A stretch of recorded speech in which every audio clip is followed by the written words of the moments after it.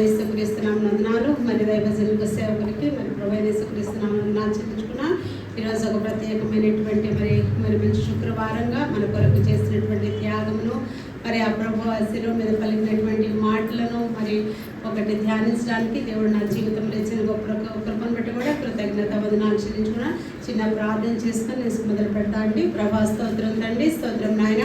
పరిశుద్ధుడు ఒక దేవాజ్యం కలిగిన ఆయన మీకు వందనాలు తండ్రి. నాయన మీరు ఇచ్చిన గొప్ప రక్షణను బట్టి వందనాలు తండ్రి. అట్టి రక్షణ కార్యంలో ప్రభా మీరు ఆ కల్వరి మీద పలికినటువంటి మొట్టమొదటి మాటను ధ్యానించటకు తండ్రి నాయన మీరు నాకు ఇచ్చిన ఈ గొప్ప ధన్యతను బట్టి కృతజ్ఞతాస్తుతులు చెల్లించుకుంటున్నానయ్యా. మీరు నడిపించిన సంఘాన్ని బట్టి మీకు వందనాలు తండ్రి నాయన. ఇదే ప్రభా నిలబడుచున్న నేను బలహీనురాలి తండ్రి. నీ పరిశుద్ధాత్మ యొక్క సహాయంతో నింపుదలతో ప్రభా మాకు కావలసినటువంటి అయా సంఘానికి కావలసినటువంటి ప్రభా నాయన వర్తమానమును ప్రభా నాయన మీరు మాట్లాడినటువంటి మాటల నుంచి అయా ప్రభా విడుదల దయచేయటకు సహాయం చేయండి.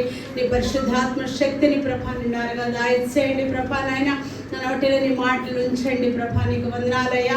ఏమాత్రం కూడా అనాలోచన కానీ పరధ్యానం కానీ ప్రభా అలవాటు కానీ కాకుండా నజరేయుడైన యేసు శక్తి గల నామమున ప్రభా నీ పరిశుద్ధాత్మ యొక్క ప్రభా నాయన కృపతో నేను మేమందరము బలపరచబడి ప్రభా ఇది మొదలుకొని తండ్రి నాయన 5 గంటల వరకు ప్రభా నాయన 7 మాటలు ధ్యానించేటువంటి వరకు ప్రభా నాయన ప్రతి ఒక్క బిడ్డను కూడా మీ చేతులకు ప్రభా నాయన అప్పచెప్తున్నాను తండ్రి. మీరు బలపరిచే కృప చూపించి సహాయం చేయమని వాక్య ధారాళంగా రాకుండా అడ్డుపరుస్తున్న ప్రతి ఒక్క దుష్టుడు యేసు శక్తి గల నామమున దొరపరచమని స్తుతులను మనవులను నా ప్రభు రక్షకుడు యేసు నామమున స్తుతించి ప్రార్థించి అడిగి పెట్టుకుంటున్నాను తండ్రి.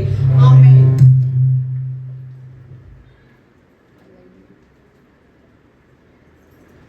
మనం చదవబడినటువంటి వాక్యంలో లూకా సువార్త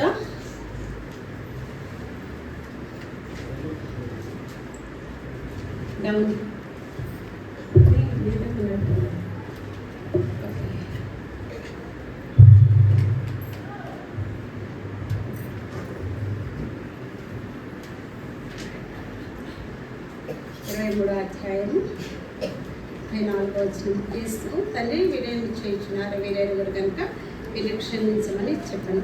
వాడు ఆయన వస్త్రములను పంచుకున్నట్టుకే చూట్లు వేసి ప్రభుత్వ వాక్యం దీవించి ఆశ్రయించిన గాక. అయితే ఈ యొక్క మరి ప్రతి సంవత్సరము కూడా మరి ఈ గుడ్ ఫ్రైడే దినమందు ఈ యొక్క శిలువ ధ్యానాలను ధ్యానిస్తుంటున్నాము. అయితే మరి ప్రతి సంవత్సరం కూడా యేసుక్రీస్తు శిలువ మీద పలికినటువంటి మాటలను ధ్యానిస్తూ ఉన్నాము. అయితే ఏ విధంగా మరి మనం ధ్యానిస్తూ ఉన్నప్పుడు అపరిశుద్ధాత్ముడు మనకు సహాయం చేస్తూ మన యొక్క జీవితాలలో ఏ విధంగా అన్వయించుకోవాలో, ఏ విధంగా మన సంఘాల్లో వాటిని పునరుద్ధీకరించుకోవాలో, మరి పరిశుద్ధాత్మ యొక్క నడిపింపు, ఆ వేడి, ఆ యొక్క ఆ మంటను కలుగ చేస్తూ నడిపించేటువంటి రీతిగా మరి దేవుడు మనల్ని అందరినీ కూడా బలపరుస్తారు. అయితే మనము ప్రతి సంవత్సరము మాట్లాడేటువంటి రీతిగా అంటే మరి అది అలవాటుగా కానీ ఆచారంగా కానీ కాకుండా ఎందుకు ఇప్పుడు మనం ప్రతి ఒక్క ప్రార్థనకి మనం అనుకుంటాం కదా, అప్పుడు మేము చాలా బలంగా ప్రార్థన చేసాము, దేవుని కార్యాలు చూసామని. అలాగనే దేవుని యొక్క వాక్యము కూడా ఎన్నిసార్లు ధ్యానించినప్పటికీ కూడా మరి చాలా చాలా తక్కువగానే అయి ఉండొచ్చు అనమాట. చాలా చాలా మేలులు, ఆత్మీయ జీవితానికి మేలులు కలిగించేటువంటి రీతిగా ఉంటూ ఉన్నమాట. అయితే మరి ఈ యొక్క మాటలో మరి ప్రభువారు ఆ శిలువ మీద నిజంగా ఎలాంటి స్థితిలో అంటే మరి 9 గంటల సమయం నుంచి కూడా 3 గంటల సమయం వరకు కూడా ఆ యొక్క శిలువ మీద ఆయన మరి వేలాడుతూ మరి ఆ యొక్క 3 మేకుల మీద తన యొక్క శరీరం అంతా కూడా మరి అక్కడ వేయబడి ఉందన్నమాట. అంటే ఆ 3 మేకుల మీద వేలాడబడి ఉంది, ఒక గుంతలో పెట్టినటువంటి స్థితి. అటువంటి పరిస్థితులలో మరి కదా ఏ విధంగా అంటే మరి బాధలలో, శ్రమలలో ఏమొస్తుందంటే తండ్రి అమ్మ. అప్పుడు కదా మనం అలాంటి పరిస్థితిలో ఉన్నప్పుడు ఏమవుతుందంటే మనకు వెంటనే వచ్చేది అమ్మా అనేటువంటి మాట వస్తుంది కదా. అమ్మా అనేటువంటి మాట అంటే ఎంతో వేదన. అంటే ఆ కేక వేసినప్పుడు మరి తల్లి సైతము పరిగెత్తుకొని వస్తుంది కదా, అమ్మా ఏమైందో, నా బిడ్డ ఎటువంటి స్థితిలో ఉన్నాను. అయితే ఈ యొక్క మరి యేసుక్రీస్తు ఎవరిని పిలుస్తున్నారంటే తండ్రి అని పిలుస్తున్నారు అన్నమాట. తండ్రి అయ్యా అని పిలుస్తున్నారు. అంటే ఏ విధంగా అన్నారంటే అక్కడ మొట్టమొదటిగా ఆయన చేస్తుంది ఏంటంటే విజ్ఞాపన చేస్తున్నారు, ప్రార్థన చేస్తున్నారు. ఆయన ఏ విధంగా మరి ఏదైతే భూలోకంలో ఉన్నప్పుడు బోధించారో, ఏ విధంగా అనేకమైనటువంటి స్వస్థతలు చేశారో, అనేకమైనటువంటి మరి పాపాలు క్షమించే రీతిగా ఆయన ప్రవర్తించారో, ఆయన ఈ రీతిగా నడిచారో, ఆ సమయంలో ఆయన ఆ రీతిగా చేసేటువంటి పరిస్థితి లేరు. అక్కడ శిలువ మీద ఉండి ఆ యొక్క మ్రాను మీద ఎంతగానో వేలాడుతూ ఆ భూమి దున్నబడే రీతిగా వీపు దున్నబడి ఉన్నది. అలాంటి పరిస్థితులలో అంటున్నాడన్నమాట ప్రార్థన విజ్ఞాపన చేస్తున్నాడు. అంటే మనకి ఏం నేర్పిస్తున్నారంటే ఆ యొక్క శ్రమలలో కూడా మనం ప్రార్థన చేయడం నేర్పిస్తున్నారు అనమాట. ఆయన శ్రమలలో కూడా మనకు మాదిరి చూపించారు. ఆయన చేసినటువంటి బోధ, ఆయన నడిచినటువంటి మార్గము, ఆయన చేసినటువంటి ప్రార్థనలు భూలోకంలో అవన్నీ కూడా మరలా కల్వరి సిలువలో అక్కడ చూపించడం జరుగుతుందన్నమాట. అంటే మనకు మాదిరి చూపిస్తున్నారు, మాదిరి చూపించి వెళ్ళారు అన్ని విషయంలో కూడా. ఆ ప్రేమ విషయంలో కూడా, కనికరం విషయంలో కూడా, జాలి విషయం, ప్రతి ఒక్క విషయంలో కూడా మరి మాదిరి చూపించినటువంటి దేవుడు. అంటే ఆయన ప్రార్థనతోనే ఆరంభించారు, ప్రార్థనతోనే కొనసాగారు, ముగింపు సమయంలో కూడా ప్రార్థన. అంటే మనకు ఏ విధంగా ఏం నేర్పిస్తున్నారంటే ప్రతి విషయంలో కూడా ప్రారంభము ప్రార్థన, కొనసాగింపు ప్రార్థన, ముగింపు కూడా ప్రార్థనగానే మరి మనకి మాదిరిగా చూపిస్తున్నారు.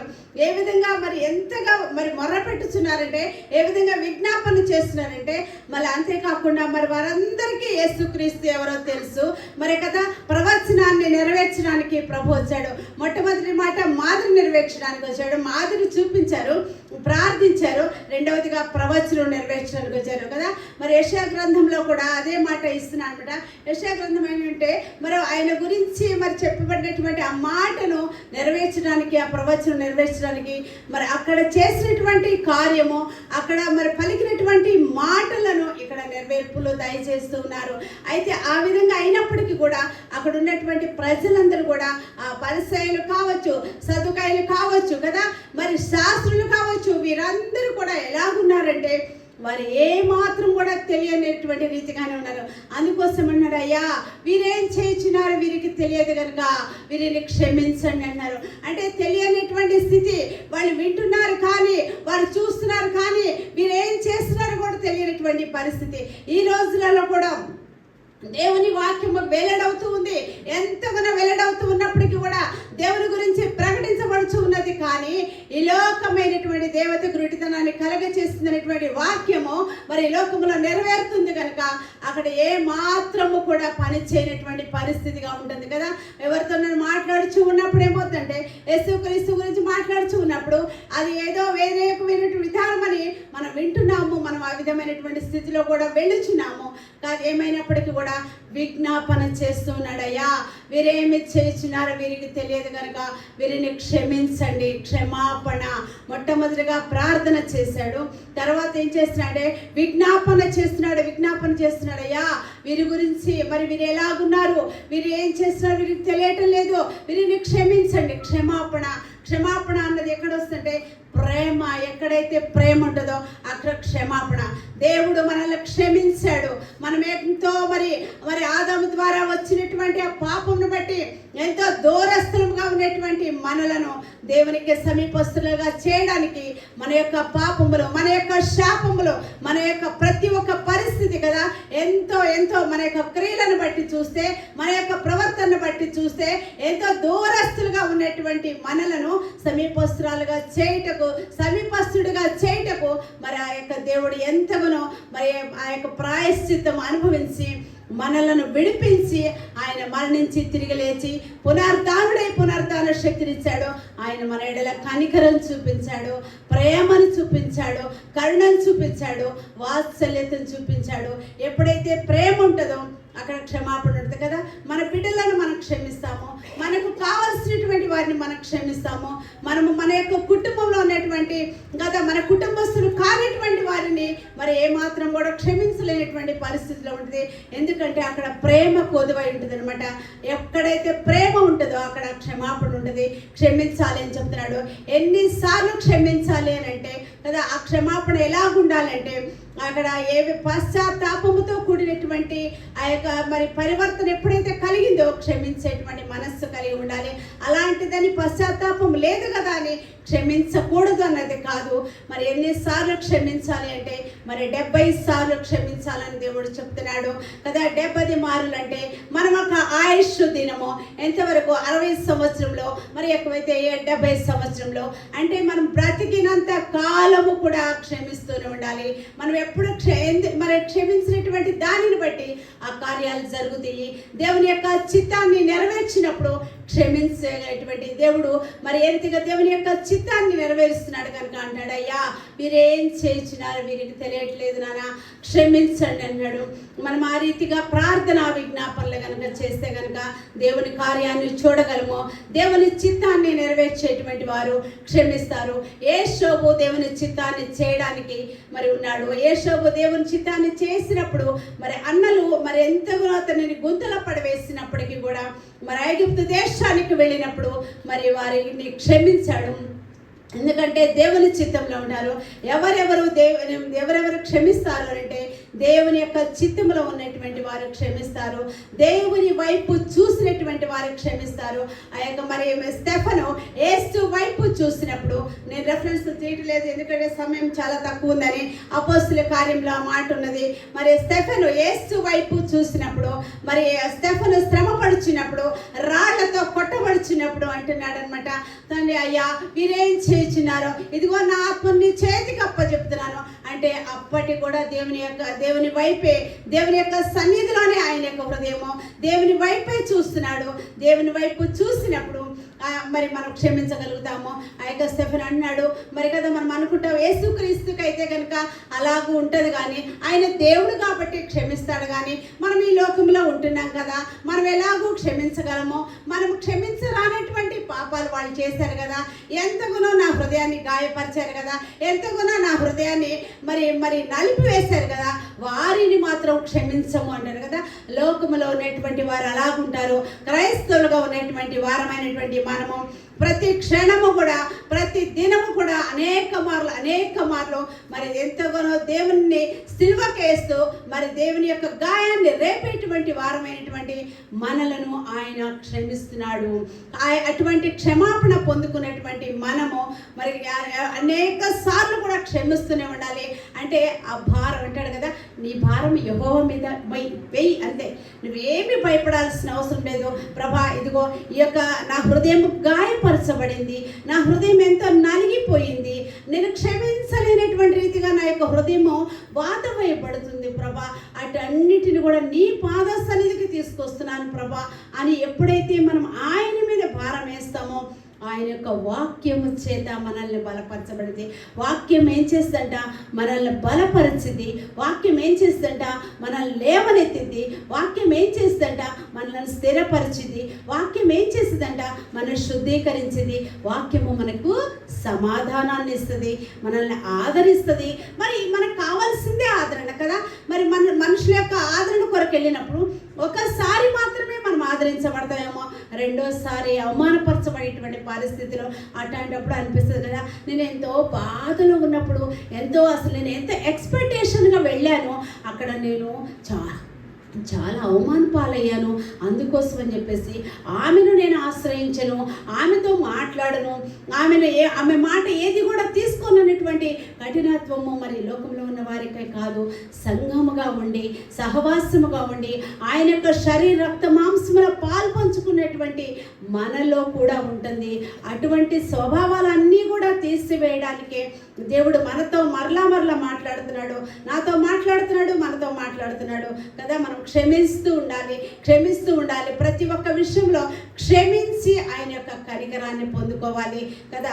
మనము మామూలుగా బయట మాట్లాడినప్పుడు ఎంతగానో మరి ఏ విధంగా మాట్లాడతామంటే మనకి ఎంతో తోచినట్లు మాట్లాడతాం, కానీ ప్రభు సన్నిధికి వచ్చినప్పుడు ఏమొస్తుందంటే వాళ్ళు మాట్లాడిన మాట రాదు మన దగ్గరికి. ప్రభు సన్నిధికి రాగానే ఏమొస్తుందంటే ప్రభా క్షమించండి ప్రభా, చేసింది అక్కడ తప్పు అవతల వాళ్ళు అయినప్పుడు కూడా ప్రభు సన్నిధికి వచ్చినప్పటికి ఏమవుతుంది? మన మనస్సాక్షి అనేది గద్దిస్తుంది, మన మనస్సాక్షి అనేది మనల్ని హెచ్చరిస్తుంది. మన మనస్సాక్షి దేవుని దగ్గరకు వచ్చినప్పుడు మన మనస్సాక్షి ఏ విధంగా మనల్ని చూపిస్తుంది. అందుకోసం అని ప్రభా క్షమించండి ప్రభా. ఈ యొక్క వాదనకు కానీ ఈ విధమైనటువంటి కార్యానికి కానీ నేనే కారణమై ఉన్నాను, నా మాటే కారణమైంది, నా యొక్క మరి హృదయ కాఠిన్యమే కారణమైంది, నా నోరే కారణమైంది అన్నటువంటిది ప్రభు సన్నిధిలో మాత్రమే వస్తుంది కానీ ఇతరుల ముందు రాదు అనమాట. ఏదేమైనప్పుడు కూడా అన్నాడు ఏమన్నా అంటే మనం ప్రార్థన చేయాలి, విజ్ఞాపనలు చేయాలి మరి కదా. యేసుక్రీస్తు చేశాడు ఏమన్నా అంటే మరి తండ్రి వీరేం చేస్తున్నారు, వీరు ఎరుగురు కనుక వీరు క్షమించండి అని అంటే ఆయన చేసినటువంటి విజ్ఞాపనలన్నీ కూడా దేవుడు నెరవేర్పులు చేశాడు కదా. శిష్యులు ఏం చేశారు, పారిపోయారు. దేవుని సిలువ వేసేటువంటి సమయంలో మరి ఆ పరిస్థితికి భయపడి వారు పారిపోయారు, తెలియకుండానే పారిపోయారు వారు. కానీ ఈయన చేసినటువంటి విజ్ఞాపనను బట్టి మరలా వారు ఒకరొకరు కూడా రావడం జరిగింది కదా. ఆ పేతురు ఏ విధంగా మరి పారిపోయి వెళ్ళాడో మరలా హతసాక్షి అవడానికి కూడా ఇష్టపడి ఉన్నాడు. మరి ఆ యొక్క సౌలు ఏ రీతిగా మరి ప్రజలను హింసించాడో, మరి ఏ విధంగా మరి ప్రభు కొరకు ప్రయాసపడ్డాడో, అనేకమైనటువంటి సంఘాలు కట్టడానికి, అనేకమైనటువంటి పత్రికలు రాయడానికి అంటున్నాడు కదా. బ్రతుకుట క్రీస్తే చావైతే మరి మేలు అంటున్నాడు. మరి ఇలాంటి వారందరి గురించి కూడా చేసినటువంటి విజ్ఞాపనలు అక్కడ పనిచేసినవి. మనం కూడా అనుకుంటాము ఈ మనుషుడు మారని, ఈ మనుషుల కొరకు ప్రార్థన చేయమని. మనం ఎవరి గురించి ప్రార్థన చేస్తాము, మనల్ని ఎవరైతే ప్రేమిస్తారో వారి గురించి ప్రార్థన చేస్తాం, ఎవరైతే మనల్ని హెచ్చిస్తారో వారి గురించి ప్రార్థన చేస్తాం కదా. కానీ ఏమంటున్నా అంటే ఎవరి గురించి ప్రార్థన చేయడం, మిమ్మల్ని హింసించేటువంటి వారి గురించి ప్రార్థన చేయమన్నారు, మిమ్మల్ని దూషించేటువంటి వారి గురించి ప్రార్థన చేయమన్నారు. అలాంటి వారి గురించి ప్రార్థన చేశారు. మరి యేసు ప్రభు వారు మరి ప్రార్థన చేశారు కనుక మరి ఆ ప్రార్థనలన్నిటికీ కూడా నెరవేర్పులు వచ్చాయి రాలేదా? నెరవేర్పులు వచ్చాయి. అటువంటి నెరవేర్పులు కూడా మన జీవితాల్లో కూడా మనం ముందుకు సాగుచున్నటువంటి సమయంలో కూడా మనము ప్రతి ఒక్కరిని క్షమిస్తూ ఉంటే ఆ యొక్క మరి కదా ఎవరెవరు క్షమిస్తారంటే దేవుని యొక్క చిత్తాన్ని నెరవేర్చినటువంటి వారు క్షమిస్తారు, దేవుని యొక్క వైపు చూసినటువంటి వారు క్షమిస్తారు, దైవత్వం కలిగినటువంటి వారు క్షమిస్తారు, పరిశుద్ధాత్మతో నింపబడినటువంటి అభిషేకం కలిగినటువంటి వారు క్షమిస్తారు. మరి కదా సౌలు తరుముచున్నాడు, మరి దావీదు అభిషేకము కలిగి ఉన్నాడు కనుక మరి సౌలును క్షమిస్తూ వెళ్ళి ఉన్నాడు. మరి ఆ విధమైనటువంటి క్షమాపణతో మరి మన యొక్క జీవితాలు కూడా వెళ్ళాలి. మనం ప్రతి ఒక్క గుడ్ ఫ్రైడేని ఆచారంగా ఉంచుకుంటున్నాము. మనం కనీసం ఒక వారం వైపు మాత్రమే ఉంటుంది, కానీ ఆ రీతిగా కాకుండా మన యొక్క దినాలలో నిత్యము కూడా ఎప్పటి వరకు అంటే ఆయన యొక్క రాకడ వరకు కూడా, ఆయన మరి వచ్చేంత వరకు కూడా మనల్ని మనం ఎప్పటికప్పుడు కూడా మన యొక్క శారీరక మన జీవితంలో మరి మరుగుజ్జుతనం ఉంటే ఊరుకుంటామా? శారీరక జీవితంలో మరి పోయిన సంవత్సరానికి ఈ సంవత్సరానికి మన యొక్క శరీరంలో మరి ఎన్నో మార్పులు జరిగినప్పుడు ఓకే పర్వాలేదు, ఎందుకంటే నా మీద వయసు పడిపోతుంది కాబట్టి నా శరీరంలో మార్పు వచ్చింది. కానీ ఆత్మీయ జీవితంలో మార్పును ఆ రీతిగా కోరుకుంటున్నామా? ఆత్మీయ జీవితంలో మార్పును కోరుకునేటువంటి స్థితి మనకు రావాలని మరలా కూడా దేవుడు మనతో మాట్లాడుచున్నాడు. మరి అనేకమైనటువంటి ఏదో ఆచారపూర్వకంగా అలవాటుగా కాదు, కానీ దేవుని యొక్క శక్తిని పొందుకొని, దేవుని యొక్క బలాన్ని పొందుకొని, దేవుని యొక్క పునరుద్ధాన బలాన్ని పొందుకొని మనం చేసేటువంటి ప్రతి ఒక్క ప్రార్థనలకు జవాబు పొందుకునేటువంటి రీతిగా ఉండడానికి దేవుడు మనల్ని పిలిచాడు. ఆయన వైపు చూస్తే కనుక మరి కదా ఆ యొక్క సాక్షి సమూహంలో ఉన్నటువంటి రీతిగా మన యొక్క జీవితాలు కూడా ఉంటాయని చెప్తున్నారు. అయితే ఇక్కడ మరి కదా మరి మనం అందరం కూడా ఏ విధంగా ఉండాలి, ఎటువంటి పరిస్థితుల్లో కూడా ప్రార్థన చేసేటువంటి వారిగా ఉండాలి. యేసుక్రీస్తును కలిగినటువంటి మనము మాదిరి చూపించేటువంటి రీతిగా ఉండాలి, విజ్ఞాపనలు చేసేటువంటి రీతిగా ఉండాలి. అయితే కదా ఎలాంటి పరిస్థితుల్లో కూడా మనకి ఇంద్రియ నిగ్రహము కలిగినటువంటి ఆత్మని ఇచ్చారు కాబట్టి మనం ప్రార్థన చేస్తూ మరి విజ్ఞాపనలు చేస్తూ కదా, మామూలు మాట చెప్పే కంటే ప్రార్థన విజ్ఞాపనల ద్వారా జరిగేటువంటి కార్యాలు అద్భుతమైనటువంటి కార్యాలు కదా, బలమైనటువంటి కార్యాలు. మామూలు కదా ఇప్పుడు యవనస్తులు కానీ ఏ చిన్న బిడ్డకు కూడా ఒక మాట చెప్పడానికి వెళ్ళామనుకో నేను చెయ్య అంటారు అంతే. కానీ వారి నిమిత్తం కనుక ప్రార్థన చేస్తే మనం చక్కనైనటువంటి ఫలితాలు పొందుకుంటాము. దేవుడు మనకి ఇచ్చినటువంటి ధన్యత, యెహోవా దేవుడు కాగల జనులు ధన్యులని మరి అటువంటి ధన్యతను కలిగినటువంటి మనము మరి దేవుడిచ్చినటువంటి కృపను పొందుకుంటూ, దేవుడిచ్చినటువంటి వాత్సల్యతను పొందుకుంటూ, దేవుడిచ్చినటువంటి క్షమాపణను పొందుకుంటూ, దేవుడిచ్చినటువంటి కనికరాన్ని పొందుకుంటూ, ఇతరులను కూడా మనము క్షమిస్తూ, వారి కొరకు విజ్ఞాపనలు చేస్తూ దేవుని యొక్క కార్యాన్ని చూసేటువంటి రీతిగా కదా. మన శత్రువులను సైతము ప్రేమించమన్నారు అంటే ఇంకా మనకి ఎవ్వరు కూడా శత్రువులు ఉండరు అని కదా. ఆ ప్రేమ ఎప్పుడైతే మనం కలిగి ఉంటామో ఆ యొక్క ప్రేమతో మరి దేవుడు లోకాన్ని ఎంతగానో ప్రేమించాడు కనుక అటువంటి ప్రేమ స్వరూపుని మనము కలిగి ఉన్నాం కనుక మనం ఎక్కడ కూడా ఏమాత్రం కూడా ఎటువైపు కూడా చూడకుండా యేసు వైపు చూస్తూ, యేసు ఇచ్చేటువంటి రక్షణను, యేసు ఇచ్చినటువంటి వాగ్దానాలను, యేసు ఇచ్చినటువంటి మరి నిరీక్షణను మనం కలిగి ముందుకు సాగుతూ కనుక వెళ్తే కనుక మనము ప్రభు చూపించినటువంటి మాదిరిలో మనం వెళ్ళగలము. ప్రభు చేసినటువంటి విజ్ఞాపనలు మనం చేయగలము. ప్రభు క్షమించిన రీతిగా మనం కూడా క్షమిస్తూ ముందుకు వెళ్తూ అనేక మందిని ప్రభు కొరకు సంపాదించేటువంటి బిడ్డలుగా ఉండడానికి దేవుడు నిన్ను నన్ను పిలిచాడు కనుక ఆ విధమైనటువంటి ఆత్మ సహాయం మనకు కావాలని ప్రభు దగ్గర పొందుకున్నాము. దేవుడు ఈ మాటలను దీవించి ఆశించును గాక. ఆమేన్.